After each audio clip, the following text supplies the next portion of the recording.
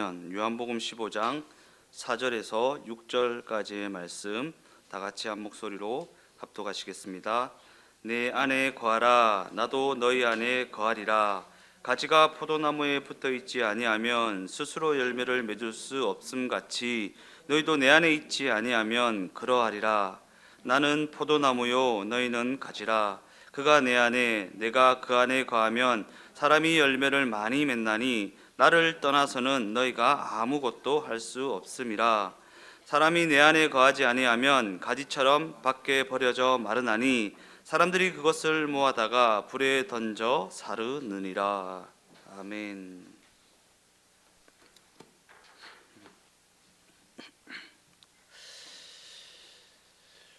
오늘 저는 읽으신 본문의 말씀을 가지고 포도나무와 가지, 이러한 제목을 가지고 함께 은혜를 나눠보고자 합니다. 오늘 본문 요한복음 15장 말씀은 우리가 너무나도 잘 아는 말씀이고 우리에게 너무나도 익숙한 말씀입니다. 본문은 예수님께서 당신의 제자들을 향해 다음과 같은 말씀을 하시는 장면입니다. 나는 포도나무고 너희는 가지다. 가지가 나무에 붙어 있지 않으면 열매를 맺을 수 없다. 가지에 열매가 맺히지 않는 것은 그 가지가 나무에 붙어 있지 않기 때문이다. 더 나아가 나무에 붙어 있지 않는 가지는 말라버리고 만다. 그리고 말라버린 가지는 사람들이 모아다가 땔감으로 쓸 뿐이다. 이와 같은 관점에서 오늘 본문은 신자인 우리가 예수님께 붙어 있어야 한다는 어떠한 믿음의 순종을 떠올리는 말씀입니다. 예수님께 붙어 있어야지, 떨어지면 안 돼. 이렇게 뭔가 결단과 의지와 우리의 노력과 열심을 떠올리게 하는 말씀입니다. 더 나아가 오늘 본문은 우리의 믿음이 연약해지거나 우리의 신앙 현실에 있어서 뭔가 뜻한 대로 되지 않고 뭔가 마음 먹은 대로 되지 않을 때에 우리로 하여금 어떠한 신앙적인 두려움을 느끼게 하고 스스로 신앙적인 자책을 하게 만드는 그러한 말씀이기도 합니다. 내가 안 붙어 있어서 그런가? 내가 신앙을 소홀해서 그런가? 내가 하나님 앞에 기도를 덜해서 이런 일이 내게 있는 것인가? 하나님께서 내 삶을 보고 노하셔서 내 삶에 이러한 우환이 있는 것인가? 내가 원하지 않는 것들을 직면하게 되는 것인가? 그러나 이 포도나무의 비유는 순종과 불순종을 대비하여서 순종하는 것은 잘하는 일이고 불순종하는 것은 잘못한 일이라고 하는 그 행위를 지적하는 것을 목적으로 하는 말씀이 아닙니다. 이 똑바로 잘 붙어 있어 라고 하면서 우리의 어떠함을, 우리의 행위를 지적하기 위해서 주신 말씀이 아니다라는 것입니다. 왜냐하면 이 말씀은 그보다 훨씬 더 중요한 내용을 담고 있는 말씀이기 때문입니다. 더 중요한 말씀, 더 중요한 내용. 어떠한 이 말씀을 우리의 어떤 행위 증명이라는 관점에서 바라볼 것이 아니라 예수님과의 관계의 증명이라는 관점으로 바라봐야 됩니다. 포도나무와 가지, 포도나무와 가지는 어떠한 관계인가? 관계의 증명이요. 신앙은 행위 증명이 아니라고 했습니다. 신앙은 관계의 증명입니다. 내가 관계 맺고 있는 그 사람과 그 존재와 어떠한 관계를 맺고 있는가? 관계의 증명. 그런 관점에서 성경은요, 우리 신자들이 예수님에게서 떨어지는 일은 없다고 못 박아 말합니다. 예수님에게서 떨어지는 일은 없다. 어떠한 잘못을 해도 어떠한 행위를 해도 예수님에게서 떨어지는 일은 없다. 물론 예수님께 붙어 있으면서도 잘못된 신앙생활을 하는 경우는 있을 수 있습니다. 좀 어리석은 신앙생활, 가난한 신앙생활, 곤란한 신앙생활을 하는 경우가 있을 수는 있습니다. 그러나 우리의 잘못으로 인해, 우리의 행위로 인해 예수님에게로부터 떨어져 나가는 일은 있을 수가 없다라는 것이 성경의 분명한 증언입니다. 우리의 어떠함으로 말미암아 예수님께 붙어 있게 된 것이 아닙니다. 그러니까 우리의 어떠함으로 말미암아 예수님에게서 떨어져 나가는 것도 아닙니다. 이게 성경의 진단이고 성경의 결론입니다. 요한복음 13장 말씀을 보면 예수님께서 마지막 만찬 후에 자신의 죽음을 예고하시는 그러한 장면을 담고 있습니다. 베드로가 예수님을 향해 주여 어디로 가시나이까? 라고 여쭙습니다. 예수님은 그를 향해 내가 가는 곳에 네가 지금은 따라올 수 없으나 후에는 따라오리라 라고 말씀하십니다. 지금은 따라올 수 없으나 후에는 따라오리라. 이에 베드로는 주여 내가 지금은 어찌하여 따라갈 수 없나이까? 주를 위하여 내 목숨까지도 바치겠나이다 라고 항변하며 자신의 결단을, 자신의 의지를, 자신의 어떠함을 항변합니다. 그러자 예수님은 베드로를 향해 네가 나를 위하여 목숨을 버리겠느냐? 내가 진실로 진실로 내게 이르노니 다 굴기 전에 네가 3번 나를 부인하리라 라고 하십니다. 이 말씀이 이어 요한복음 14장에서는 그날에는 내가 아버지 안에 너희가 내 안에 내가 너희 안에 있는 것을 너희가 알리라 라는 말씀을 하십니다.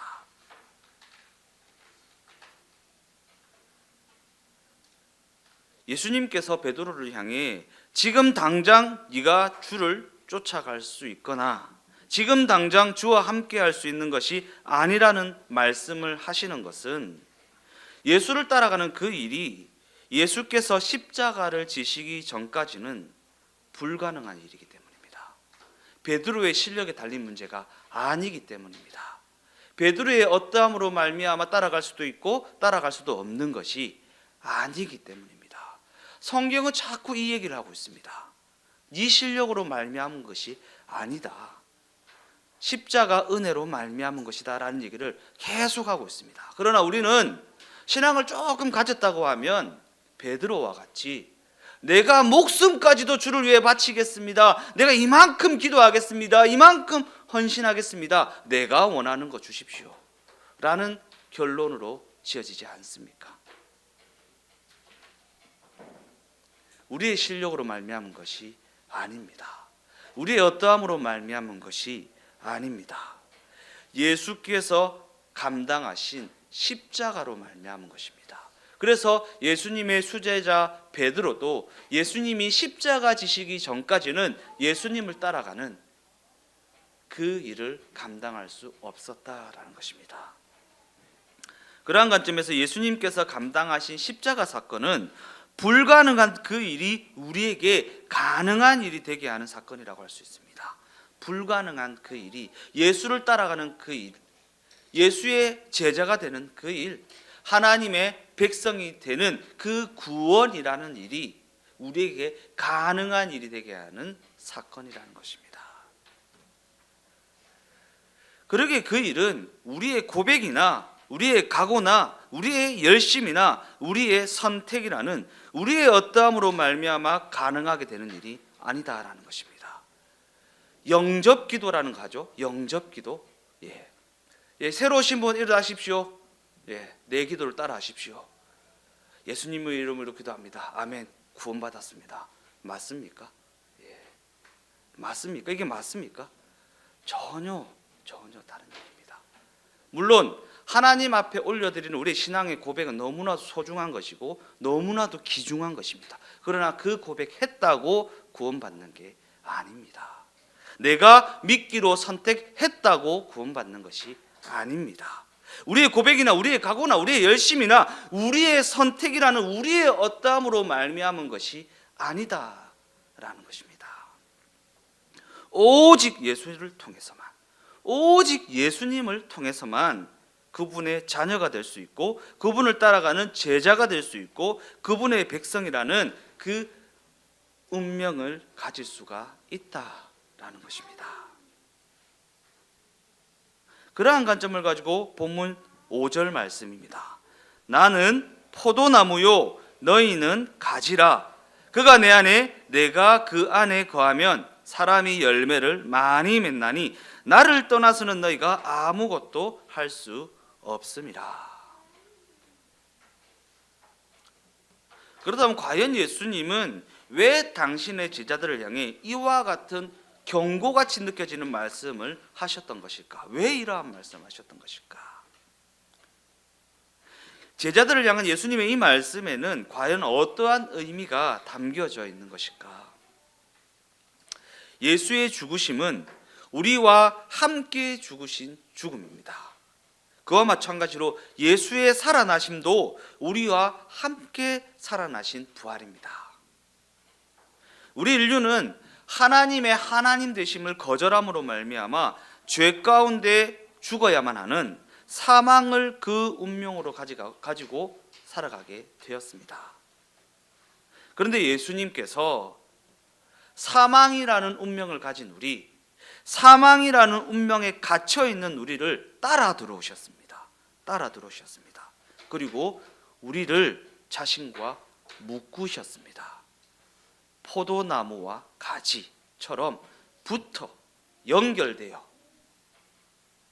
우리와 묶으셨습니다. 자신을.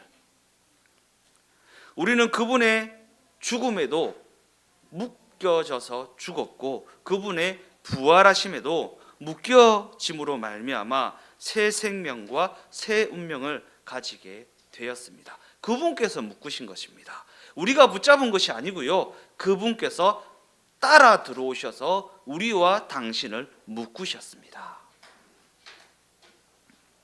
그러한 관점을 가지고 로마서 6장 8절에서 11절까지의 말씀을 읽어보겠습니다.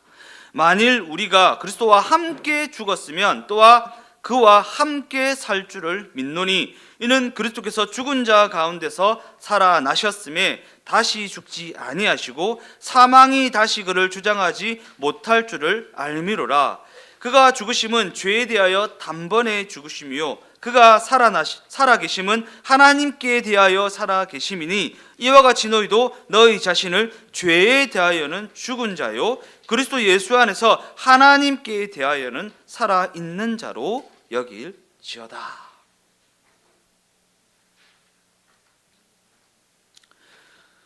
우리는 사도 바울의 이 권면을 들을 때에 그저 잘 믿어야 되겠다, 그저 잘 순종해야 되겠다라는 식으로 단순하게 받아들일 수도 있겠지만 이 권면에는 조금 더 깊은 내용이 담겨져 있다는 사실을 놓쳐서는 안 됩니다.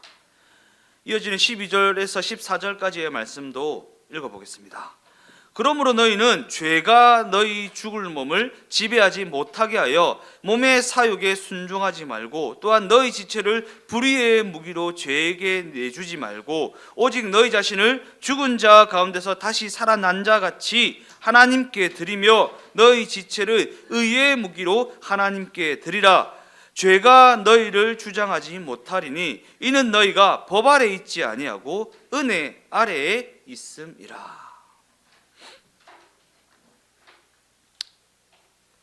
우리가 이 말씀을 읽을 때면 이 말씀은 마치 우리의 선택에 따라 예수께 순종할 수도 있고 죄에게 순종할 수도 있다라고 말하는 것 같은 대조를 떠올리는 경우가 많이 있습니다. 예수께 순종할 수도 있고 육신의 사욕에 순종할 수도 있는 것처럼 느끼게 만드는 말씀입니다.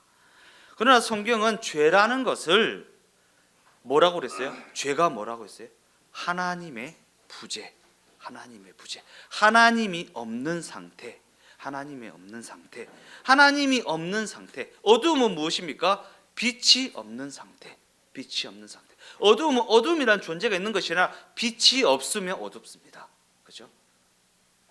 즉 성경은 하나님이 없는 상태를 죄로 정의하고 빛이 없는 상태를 어두움이라고 정의하고 있습니다. 죄라는 어떠한 실체가 있어서 그것만 따로 상대할 수 있는 것이 아니다라는 것입니다. 죄를 향해 떠나가라가 아니에요. 빛이 들어오면 어두움이 사라지듯이 하나님이 함께 하시면 죄는 떠나가게 되어 있다라는 것이, 물러가게 되어 있다라는 것입니다. 그러한 관점에서 성경은 우리 신자라는 존재를, 성도라는 존재를 예수님과 연합되어 있는 존재로 정의하고 있습니다. 예수님과 연합되어 있는 존재, 빛 대신 예수님과 함께 있는 존재, 예수님이란 나무에 붙어 있어서 성령의 열매를 맺어야 하는 가지라는 존재로 정의하고 있습니다. 그러기에 그 삶이 그 열매를 맺는 것을 외면하거나 예수님과 분리되어서 그 열매와 상관없는 삶을 살아가게 되는 것을 죄라고 정의합니다. 예수님께로부터 분리되는 것 자체가 죄, 하나님의 부재가 죄, 빛이 없는 것이 어두움, 이렇게 성경은 정의하고 있다라는 것입니다. 막 예수 이름으로 떠나가라가 아닙니다. 죄를 대적하라가 아닙니다. 하나님을 모셔드리라는 것입니다. 무슨 말인지 아시겠습니까? 저 나쁜 놈 아니요, 내가 착한 놈이 되면 됩니다. 그런 개념입니다. 전혀 다른 개념입니다. 그리고 사도 바울은 이와 같은 관점에서 너희 자신을 죄에게 바치지 말고 의의 무기로 하나님께 드리라. 죄를 상대할 것이 아니라 하나님을 상대하라라는 것입니다. 죄를 막 경계하고 막 벌벌벌 떨고 이게 아니라 하나님을 상대하라, 하나님과 동행하라, 예수님과 동행하라 라는 얘기를 하는 것입니다. 죄를 대적하는 것이 아니라 하나님을 모셔드리라 라는 관점입니다. 때때로 많은 신자들이 죄를 짓거나 잘못을 하면 그 잘못을 지우려는 일에만 급급하는 경우가 있습니다. 그 잘못을 지우려는 일에만 급급하다. 강도 만난 사마리아인인가요? 율법사도, 바리새인도, 그죠? 전부 다 죄가 묻을까봐, 죄가 묻을까봐 외면하죠. 그래서 반복적으로 회개의 기도를 하는 일에만 몰두하는 경우가 많이 있습니다. 그죠? 회개하는 일에만 몰두하는 경우. 이러한 모습은 신자들의 신앙생활을 너무나도 곤란하게 만드는 대표적인 경우입니다. 우리는 그저 그 잘못을 지우려 하거나 그 시간을 만회하려고만 할 것이 아니라 잘못한 그 시간을 뛰어넘어서 원래 감당했어야 했던 순종의 자리, 잘하는 자리를 찾아가야 됩니다.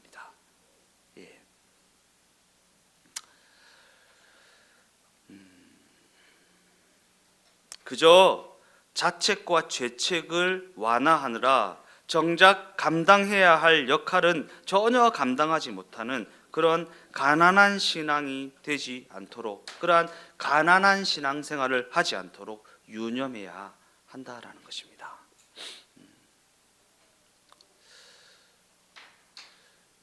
우리 그 효준이 친구 중에 저도 잘 아는 친구가 한 명 있어요. 한 명 있는데 정말 밝고 위트가 넘치고 장난기가 넘쳐나고 무리 사이에 있으면 뭐 분위기 메이커를 하고 그 친구랑 있으면 너무 재밌고 하는 친구가 있었어요. 말도 아주 재밌게 잘하고 막 그냥 웃음이 나오게 하는 그런 친구가 있었습니다. 근데 그 친구가 신앙생활을 시작하고 나서 너무 어두워지는 거예요. 말도 없어지고 친구들과 어울리려 하지도 않고 연락도 끊고 막 잠수를 타고 막 마트에서 만났는데 어유 반갑다 막 이렇게 인사를 하는데 빨리 막 나에게서 도망가려고 하는 뭐 그런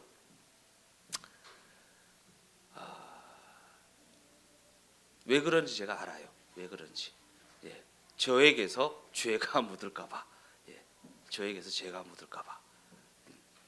저를 통해서 그 신앙의 방향성이 흐트러질까 봐. 그러면서 효준이가 그런 얘기예요. 우리가 뭐 연말이면 친구들끼리 모여서 안부도 묻고 식사도 하고 서로의 어떤 삶을 나누기도 하는데 영우가 한 번도 온 적이 없다. 실명을 거론했네요. 한 번도 온 적이 없다. 예. 그래서 친구들 참 서운해하고, 우리 친구들은 다 신앙을 가지고 있지 않지만 영우 걱정을 제일 많이 한다. 그런 얘기를 해요.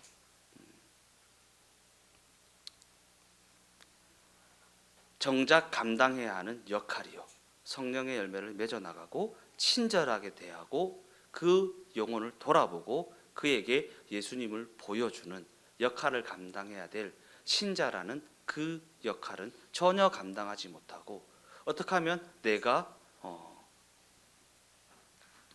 나에게 죄가 묻지 않도록 이렇게 폐쇄적인 신앙생활을 해나가는 이러한 모습들이 우리 신자들의 신앙생활을 너무나도 곤란하게 만드는 대표적인 경우다라는 것입니다. 우리는 그저 우리의 잘못을 지우려 하거나 우리의 죄악됨을 어떻게든 해결하려고 하거나, 해결됩니까? 우리의 죄악됨이 우리의 어떠함으로 그 시간을 만회하려고만 할 것이 아니라 잘못한 그 시간을 넘어서 원래 우리가 감당해야 했던 잘하는 자리, 순종의 자리, 헌신의 자리로 나아가야 한다라는 것입니다.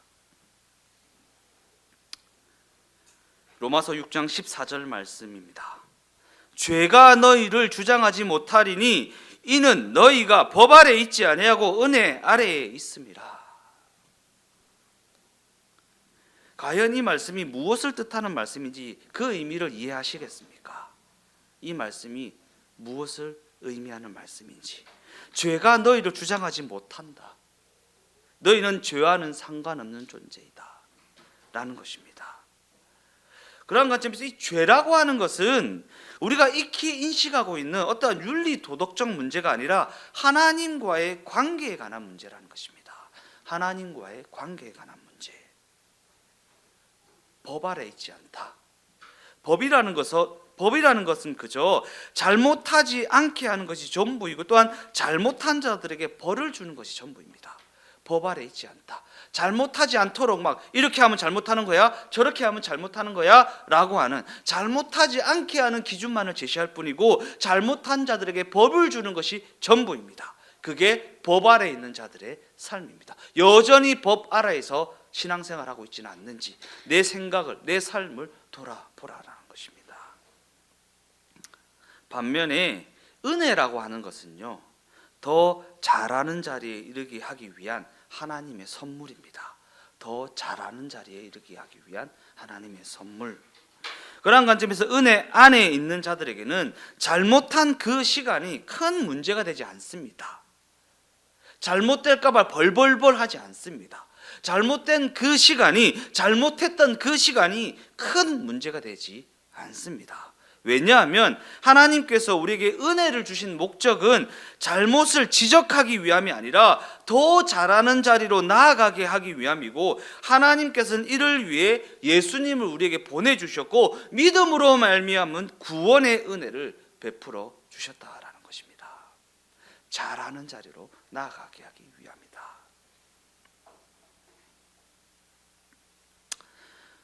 결론적으로 말씀을 마무리하겠습니다. 예수님이 이 땅에 오신 것은 우리의 잘못을 지적하기 위해 오신 것이 아닙니다. 우리의 어떠함을 지적하고 막 정죄하고 심판하기 위함이 아닙니다. 예수님은 우리로 하여금 잘하는 자리에 이르게 하는 은혜를 베푸시기 위해 이 땅에 오셨습니다. 잘하는 자리에 이르게 하는 은혜요. 잘하는 자리에 이르게 하는 은혜요. 그런데 우리는 죄책감에 빠져서 스스로를 괴롭히고 이분법적 사고에 사로잡혀서 늘 그것에 시달리며 매일의 신앙을 고생을 자처하는 것으로 채워나가려 한다라는 것입니다. 고생을 자처하는 것으로 채워 나가려 한다. 그죠? 신앙생활을 그렇게 해왔죠. 아우, 새벽기도 나가서 막 해야지. 빠지지 않고 저녁기도 해야지. 이렇게요. 고생을 자처하려 하는. 우리는 잘하는 자리, 곧 성령의 열매를 맺는 자리로 부름을 받은 존재입니다. 그 잘하는 것이 나에게서 나오지 않습니다. 가지가 나무에 붙어 있으면 열매는 맺혀지게 되어 있는 것입니다. 가지 스스로가 할 수 있는 것이 없습니다. 잘하는 것에는요, 성령의 열매를 맺어 나가는 것에는요, 우리가 할 수 있는 것이 없습니다. 우리는 그저 그냥 붙어 있는 것 외에는 할 수 있는 것이 없습니다. 그러기에 그러한 존재가 그 부르심에 응하지 않는다는 것은 너무나도 부끄러운 일이고 너무나도 창피한 일입니다. 로마서 8장 1절에서 2절까지의 말씀입니다. 그러므로 이제 그리스도 예수 안에 있는 자에게는 결코 정죄함이 없나니 이는 그리스도 예수 안에 있는 생명의 성령의 법이 죄와 사망의 법에서 너희를 해방하였습니다. 하나님께서는 우리가 죄와 사망의 법에서 자유해질 때까지 우리를 결코 포기하지 않으십니다. 죄와 사망의 법을 이길 때까지 우리를 포기하지 않으십니다. 우리가 포기해버린 우리의 인생을 하나님은 결단코 포기하지 않으신다라는 사실입니다. 그러기에 자신감을 가지십시오. 자신감을 가지십시오. 우리의 실수와 우리의 실패가 우리에게 값진 경험이 되어져서 우리에게 유익이 되어질 것이고 우리의 실력으로 쌓이게 될 것입니다. 우리를 포기하지 않으십니다.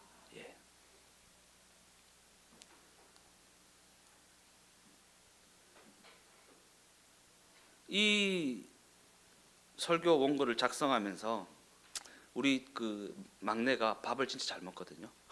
밥을 막 입을 쩍쩍 벌리고 밥을 잘 먹어요. 근데 제가 초창기 때 다현이 밥을 먹일 때 포기하지 않고 끝까지 먹였습니다. 포기하지 않고. 아빠가 의자에 앉히면 포기하지 않고 끝까지 먹인다라는 것을 알아서 잘 먹습니다. 실력으로 쌓입니다. 하나님의 포기하지 않으심이 우리의 실력으로 쌓입니다. 우리의 실력이 원래 있는 것이 아니라 하나님이 포기하지 않으시고 하나님 이거는 좀 넘어갑시다 라고 막 앙탈을 부렸던 그 시간 가운데 우리를 포기하지 않으셨던 하나님의 그 포기하지 않으심이 우리의 실력으로 쌓이게 됩니다. 우리의 실력으로 쌓이게 됩니다. 우리가 고통의 시간을 지나갈 때, 고달픈 시간을 지나갈 때, 원하지 않는 그 걸음을 걸어가야 할 때 나는 포기하고 싶고 나는 그만하고 싶고 언제까지 이 시간이 나를 괴롭힐 것인가 라고 하는 막막함에 낙심하게 될 그때에도 하나님께서는 우리를 포기하지 않으시고 우리를 붙드시고 우리와 함께 하시며 우리가 그 시간을 지나갈 수 있도록 우리의 손을 붙잡아 주셨던 하나님의 하나님 되심과 하나님의 함께 하심과 하나님의 그 포기하지 않으심이 우리의 실력으로 쌓이게 되더라라는 것입니다. 너무 감사하지 않습니까? 너무 감사하지 않습니까? 그런 관점에서 우리 신앙 현실에서의 우리의 자신감이라고 하는 것은 결국에는 하나님이 승리하시고 하나님이 영광 받으신다는 것 외에는 없지 않습니까? 못 간다고, 못 가겠다고, 할 수 없다고, 못 하겠다고 앙탈을 부렸던 우리를 끝까지 포기하지 않으시고 매가지를 잡고 끝까지 그 길을 걸어내게끔 하셨던 하나님의 하나님 되심, 하나님의 승리하심, 하나님이 영광 받으셔야 할 일 아니겠습니까? 누가 내 실력이라고 말할 수 있겠습니까? 그러기에 나의 어떠함을 통해서도 결국에는 하나님이 승리하셔야 하고 결국에는 하나님이 영광 받으셔야 하는 것이지 나의 어떠함이 내가 이기는 것이 되거나 나를 증명하는 것이 되어서는 안 된다라는 것입니다. 안 된다라는 것입니다. 우리의 삶이 법 아래에 있는 것이 아니라 하나님의 은혜 아래에 있다라는 사실을 잊지 마십시오. 법이라는 것에서는 비난과 정죄밖에는 나을 것이 없습니다. 그리고 잘못을 지적하는 것으로는 그저 부작용만 일어날 뿐입니다. 반면에 은혜라는 것은 서로 감사하게 만들고 서로 고마워하게 만드는, 서로를 섬길 수 있게 만드는 하나님의 울타리입니다. 하나님의 울타리요. 서로 감사하게 만들고 서로 고마워하게 만들고 서로를 섬길 수 있게 만드는 하나님의 울타리요. 내 실력이 아닌 하나님의 은혜라는 울타리. 내가 은혜 받은 자라는 것을 알면 감사할 수 있고요. 내가 은혜 받은 자라는 것을 알면 고마워할 수 있고요. 내가 그 은혜로 하나님의 섬김을 받은 자라는 것을 알면 섬기는 자리에 나아갈 수 있다라는 것입니다. 그래서 그것을 가능하게 만들어주는 하나님의 울타리가 바로 은혜라는 것입니다. 하나님께서는 그렇게 매일같이 우리에게 은혜를 베풀어주고 계시다라는 사실입니다. 그 은혜의 울타리 안에서 예수님의 그 섬김의 본을 받아 그 영광스러움에, 그 명예로움에 동참하는 삶을 살아가는 우리 주동행교회 각 사람이 다 되어지시기를 예수님의 이름으로 축원드립니다.